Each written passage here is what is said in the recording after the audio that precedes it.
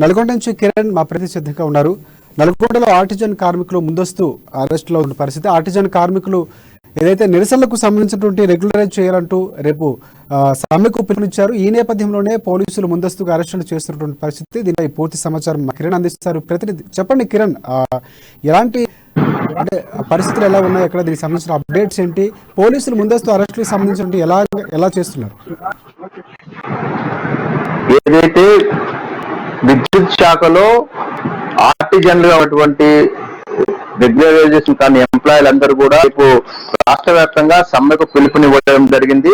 ఏదైతే గత కొద్ది సంవత్సరాలుగా విద్యుత్ శాఖలో పనిచేసినటువంటి కాంట్రాక్టర్ లేబర్ను ప్రధాన ముఖ్యమంత్రి 2016లో రెగ్యులర్ చేశామని అసెంబ్లీలో హామీ ఇచ్చినప్పటి నుంచి కూడా ఇంతవరకు ఆ హామీ అమలుకు నోచుకోలేదు. దీంతో మంది దాదాపు తెలంగాణలో 22,600 మంది ఆర్టిజన్లు విద్యుత్ శాఖ కాంట్రాక్ట్ కార్మికులుగా పనిచేస్తున్నారు.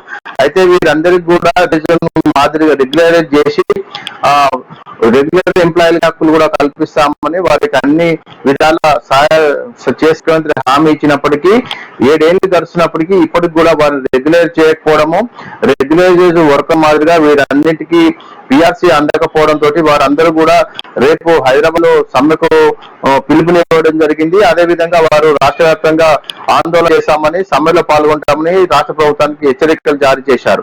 ఈ నేపథ్యంలో తెలంగాణ వ్యాప్తంగా రేపు హైదరాబాద్ కు రాకుండా ఎవరైతే ఈ ఆర్టీగా ఉన్నారో ఈ యొక్క కాంట్రాక్ట్ ఉద్యోగులు వస్తున్నందుని కూడా ఈ రోజు అయితే ఉమ్మడి నల్గొండ వ్యాప్తంగా అందరినీ కూడా ముందస్తుగానే అరెస్ట్ చేసి బైండ్ ఓవర్ చేస్తున్నారు.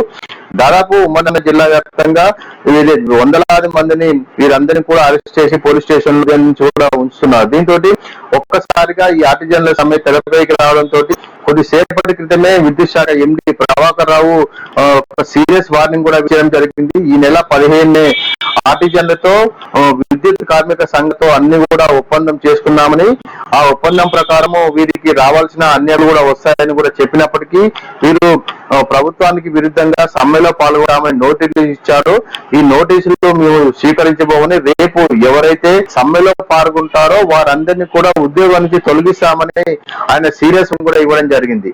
దీంతో ఈ యొక్క ఉద్యోగస్తులందరూ కూడా మేము చాలా ఏళ్లుగా పనిచేస్తున్నప్పటికీ ముఖ్యమంత్రి స్వయాన అసెంబ్లీలో హామీ ఇచ్చినప్పటికీ ఆ హామీ నెరవేరకపోవడము, ఆ రెగ్యులరైజేషన్ ఉద్యోగస్తులో మాకు జీతాలు అందకపోవడంతో గత కొద్ది సంవత్సరాలుగా ఇబ్బందులు పడుతున్నామని ముఖ్యమంత్రి హామీ కూడా ఇప్పటి వరకు నెరవేరలేదని, దీనిని దృష్టిలో పెట్టుకుని రాష్ట్ర వ్యాప్తంగా ఉన్నటువంటి 22,600 మంది ఎంప్లాయీస్ అందరూ కూడా రేపు సమ్మెకు పిలిపిస్తే రేపు సమ్మెలో ఎవరైతే పాల్గొన్నారో వారందరినీ కూడా ఉద్యోగం నుంచి తొలగిస్తామని ప్రభాకర్ రావు ఎంతవరకు న్యాయమని కూడా వారందరూ కూడా ప్రశ్నిస్తున్నారు.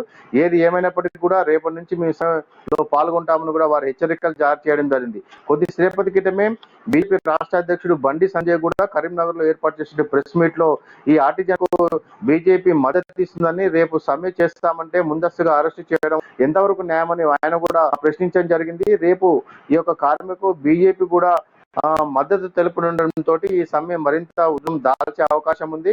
రేపటి నుండి ఈ యొక్క జరగనున్న ఈ యొక్క సమ్మెలో పాల్గొంటారో వారి పైన ఏమైనా చర్యలు తీసుకుంటారా, లేకపోతే ప్రభుత్వం దిగి వచ్చి పేరు కూడా రెగ్యులరైజ్ వర్కర్ లాగానే అన్ని హక్కులు కూడా కల్పిస్తుందా అనేది అయితే రేపటి నుంచి తెలుస్తుంది. రాజశేఖర్. రైట్ కిరణ్, ఇంకొకటి ప్రధానంగా చూసుకుంటే అంటే ఒక పక్క నుంచి ఎండి ప్రభాకర్ చెప్తున్నటువంటి అంటే క్లియర్గా చెప్తున్నారు ఆయన, ఎవరైతే ఆ ప్రత్యేకమైనటువంటి బృందాలు పెడుతున్నాం, అధికారులు పెడుతున్నాం, ఎవరెవరైతే సమ్మెకు మద్దతిస్తూ వస్తున్నారో వాళ్ళందరినీ కూడా అప్పటికప్పుడే వారిని అక్కడి నుంచి ఉద్యమించి తీసేటటువంటి పరిస్థితి ఉంటుందని కూడా క్లియర్గా చెప్తున్నటువంటి పరిస్థితి. అయినా జరుగుతున్నప్పటికీ కూడా ఇంత ధైర్యంగా ముందుకు వస్తున్నారంటే ప్రధానంగా ఏంటి అసలు దాన్ని ఏ విధంగా చూడొచ్చు అంటారు? ఉద్యోగులు అంత ముందుకు వచ్చి అంటే పూర్తిగా ఒక ఉద్యోగం పోతున్నటువంటి భయం కూడా లేకుండా వస్తున్నటువంటి పరిస్థితిని ఏ విధంగా చూడొచ్చు అంటారు? అయితే విద్యుత్ శాఖలో ఆర్టిజన్లుగా పనిచేసినటువంటి కార్మికులు చాలా ఏళ్లుగా సంస్థను నమ్ముకుని పనిచేస్తున్నారు. అయితే తెలంగాణ రాష్ట్రం ఏర్పడిన ముందు ముఖ్యమంత్రి కేసీఆర్ ఏదైతే హామీ ఇచ్చాడో కాంట్రాక్ట్ కార్మికులందరినీ కూడా రెగ్యులరైజ్ చేస్తామని, ఆ హామీ మేరకు 2016లో అసెంబ్లీలో ఆయన తీర్మానం కూడా చేశారు. ఎవరైతే విద్యుత్ సంస్థలో కాంట్రాక్టు కార్మికులుగా ఉన్నటువంటి 22,600 మందిని రెగ్యులరైజ్ చేశామని, రెగ్యులరైజ్ ఉద్యోగస్తుల మాదిరిగానే వీళ్ళందరికీ కూడా పిఆర్సీ ఇస్తామని హామీ ఇచ్చాడు. అయితే అప్పటి నుంచి కూడా ఈ యొక్క ఉద్యోగస్తులు మాకు రెగ్యులరైజ్ అవుతుందనే సంతోషంతో ఉన్నప్పటికీ ఇప్పటి వరకు వారు రెగ్యులరైజ్ చేయకపోవడము, రెగ్యులరైజర్ మాదిరిగా వాళ్ళందరికీ కూడా పిఆర్సీ ఇవ్వకపోవడంతో వారు గత కొద్ది కాలంగా ప్రభుత్వంతో చర్చలు జరుపుతూనే వస్తున్నారు. అయినప్పటికీ కూడా రాష్ట్ర ప్రభుత్వం మొండిగా వైఖరి అమలిస్తూ ఏదైతే వీరందరినీ ఆర్టిజన్లుగా ఉన్నట్టు వీరందరూ కూడా సమ్మెలో పాల్గొంటే తీవ్ర పరిణామాలు ఉంటాయి.